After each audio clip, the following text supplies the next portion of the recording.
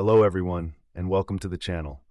Before we dive into today's story, we just wanted to take a quick second to say thank you all for watching. We truly appreciate your support. If you're new here, please consider subscribing, it's totally free, and hit the notification bell so you never miss out on our latest stories. Now, with all that said, let's jump straight into the story. The train lurched to a sudden stop, and I jolted awake in shock. My head throbbed, and the stale air of the subway car felt heavier than usual.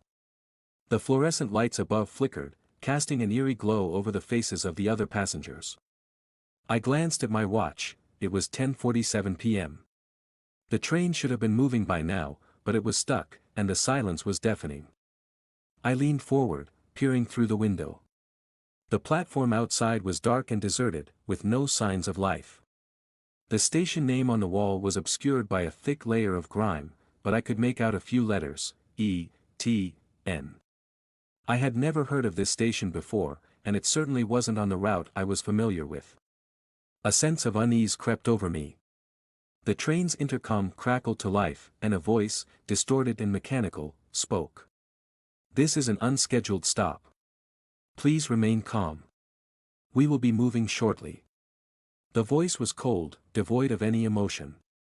It didn't reassure anyone. If anything, it made the situation more ominous. A woman in a red coat, sitting across from me, began to fidget. She glanced nervously around the car, her eyes wide with fear. A man in a business suit, who had been reading a newspaper, folded it and placed it on his lap, his hands trembling slightly. The air was thick with tension, and I could feel the collective breath of the passengers quickening. Suddenly, the door to the car slid open with a hiss. A cool draft swept through the train, and the smell of damp earth and old metal filled my nostrils. A figure in a dark trench coat stood in the doorway, his face obscured by a wide-brimmed hat. He didn't speak, but his presence was commanding. One by one, the passengers began to stand, as if drawn by an invisible force. The woman in the red coat was the first to step out. She hesitated for a moment, her eyes meeting mine, and then she disappeared into the darkness. The man in the business suit followed, his newspaper left behind on the seat. A young couple, holding hands, exchanged a look of determination and stepped out together. The train was emptying rapidly, and I was left with a handful of others, all of us paralyzed by fear. I looked around, trying to find a reason to stay. The figure in the trench coat remained at the door, his presence a silent command.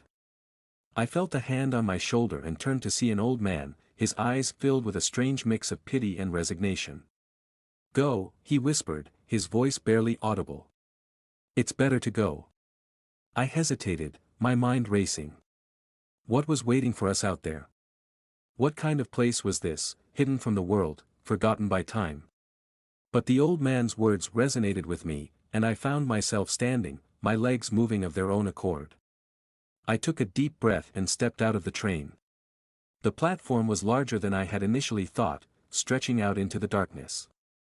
The air was colder here, and I could see my breath in the dim light. The figure in the trench coat turned and walked away, and I followed, along with the few others who had remained.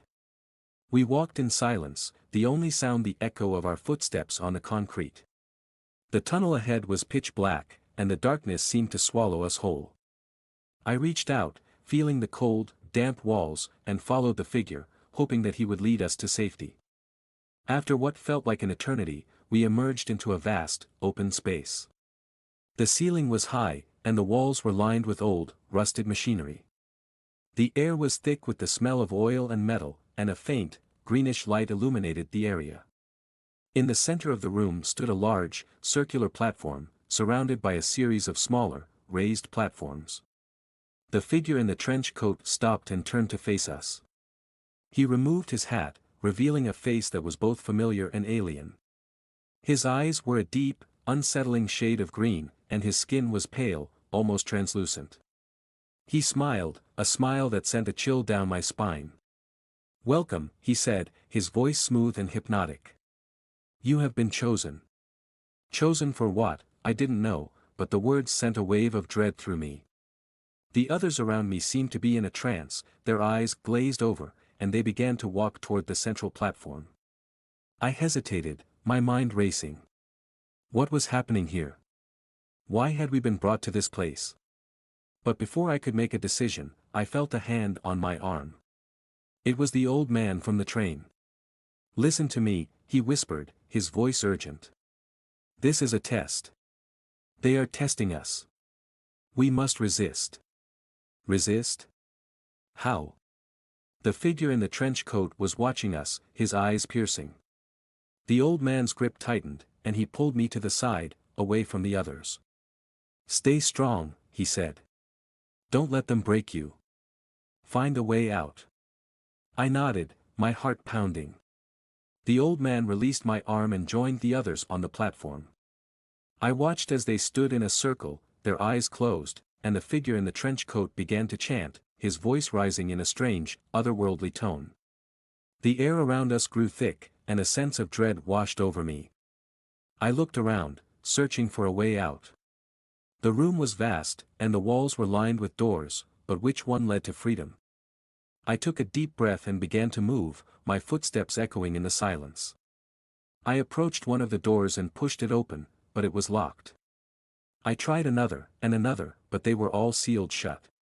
Desperation set in, and I felt a surge of panic.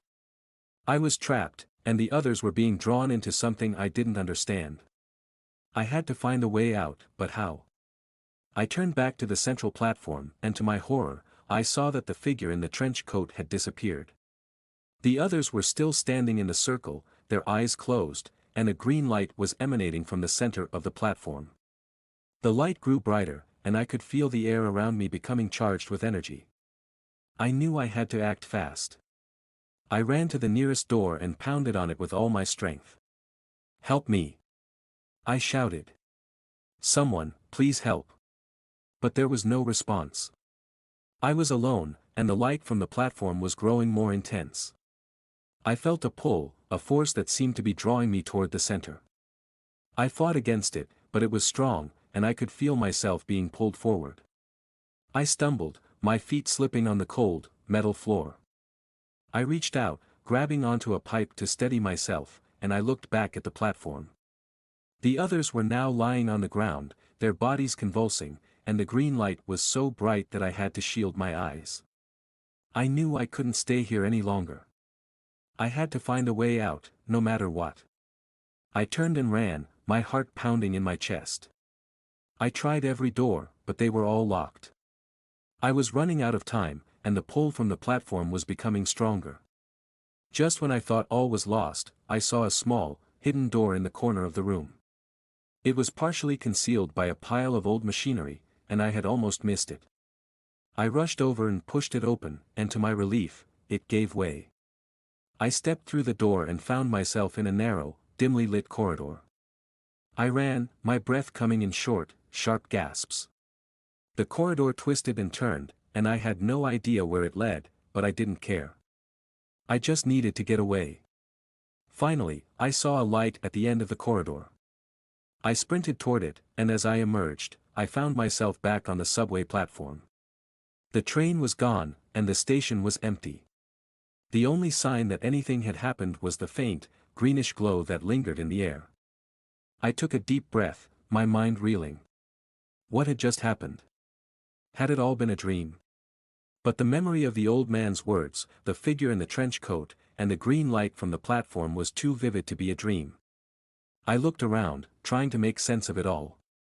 The station was quiet, and the only sound was the distant rumble of another train. I realized that I was alone, and the others who had stepped out of the train with me were nowhere to be found. I walked out of the station, my mind still racing. The city was alive with the sounds of night, but I felt a deep, unsettling silence within. I had survived, but at what cost? And what had happened to the others? As I walked away from the station, I couldn't shake the feeling that I had narrowly escaped something far more sinister than I could ever imagine. The memory of that hidden station, the green light, and the figure in the trench coat would haunt me for the rest of my life. But I knew one thing for sure, I would never step foot on that subway line again. Ready for spine-chilling tales that will haunt your thoughts? Subscribe to Forgotten Storyteller for eerie narrations, unsettling mysteries, and haunting stories you won't forget. Hit the bell icon so you never miss a story, because some stories refuse to stay buried. Join us, if you dare,